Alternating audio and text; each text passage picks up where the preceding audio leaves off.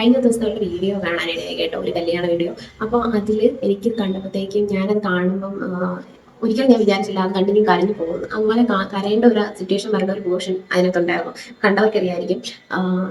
ഭയങ്കര കഷ്ടപ്പാടുകളിലൂടെ, അതായത് ഒന്നുമില്ലായ്മയിൽ കൂടെ വന്നു ഒരു പെങ്കൊച്ചാണ് അത്.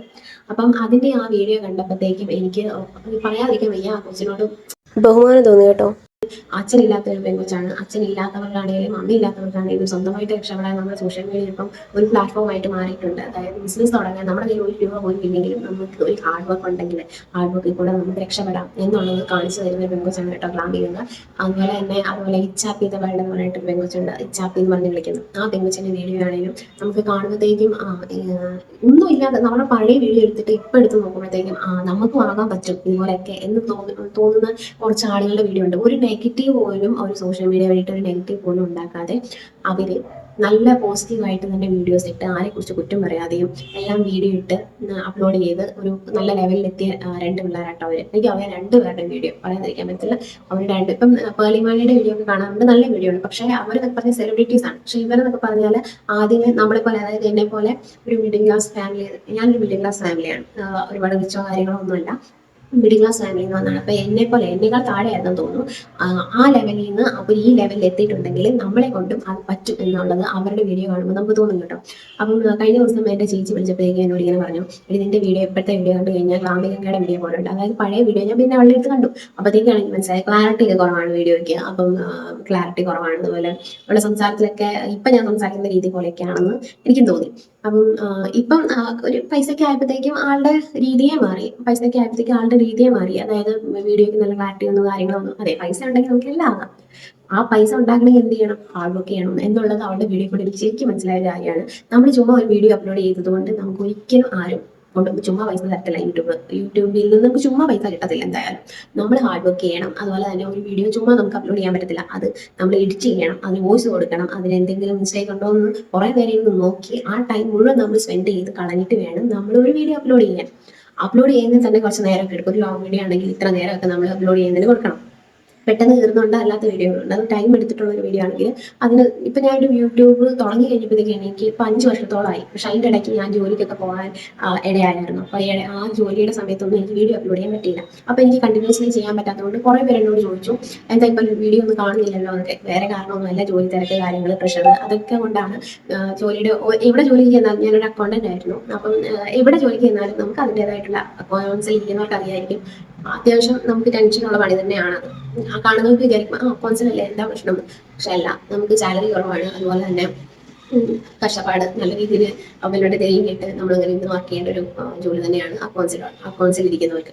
അപ്പം ഞാൻ ഇപ്പം 2 മാസമായിട്ട് ജോലിക്ക് പോകുന്നില്ല, നിർത്തി. കാര്യങ്ങളൊക്കെ ഞാൻ വഴിയെ പറയാം. അപ്പം ഇപ്പം ഞാൻ അത് കഴിഞ്ഞപ്പോൾ ഞാൻ ഓർത്തുന്നത് എനിക്ക് സ്വന്തമായിട്ട് എന്തെങ്കിലും ഏണിങ്സ് ഉണ്ടാക്കത്തക്ക രീതിയിൽ എന്തെങ്കിലും ബിസിനസ് സ്റ്റാർട്ട് ചെയ്യാമെന്ന് ഞാൻ വിചാരിച്ചു. അപ്പം ഞാൻ വിചാരിച്ചപ്പോഴത്തേക്കും എന്തെങ്കിലും പൈസ കയ്യിലില്ലാതെ നമുക്ക് അങ്ങനെ ഒന്നും തുടങ്ങാൻ ഒക്കത്തില്ല. അപ്പൊ ഇപ്പൊ ഉള്ള ഏറ്റവും ഒരു ഇതെന്ന് പറഞ്ഞാൽ നമ്മുടെ സോഷ്യൽ മീഡിയ ആണ്. എടുത്ത് നോക്കിയാൽ ആരെങ്കിലും വീഡിയോ എടുത്ത് നോക്കിയാൽ എല്ലാവരും നല്ല ഹൈ ലെവൽ, പണ്ട് കണ്ടിരുന്ന വീഡിയോ ഒക്കെ ഇപ്പൊ എടുത്ത് നോക്കുമ്പോൾ പണ്ടത്തെ ആളുകളുടെ യൂട്യൂബ് ഒക്കെ എടുത്ത് നോക്കിയാൽ ഇപ്പൊ നല്ല ഹൈ ലെവൽ എത്തിയിട്ടുണ്ട്.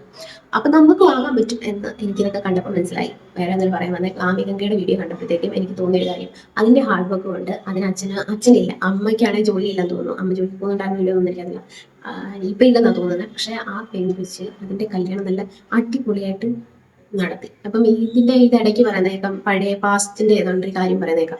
അപ്പം ഏതെങ്കിലും ചെറുക്കന്മാര് ഇതിനെ പറ്റിച്ചിട്ടോ അല്ലെങ്കിൽ ഏതെങ്കിലും രീതിക്ക് പോയതാണ് ഇതിന്റെ മുമ്പത്തെ റിലേഷൻഷിപ്പ് എങ്കിൽ അവരോട് പറയാനുള്ള ഒറ്റ ഒരു കാര്യമുള്ളൂ, ഏറ്റവും നല്ലൊരു തങ്കക്കൂടായിട്ടുള്ള ഒരു കൊച്ചാണ് നിങ്ങൾ, അതിനെ സങ്കടപ്പെടുത്തിയിട്ടാണ് നിങ്ങൾ ഉപേക്ഷിച്ചിട്ടാണ് പോയത്.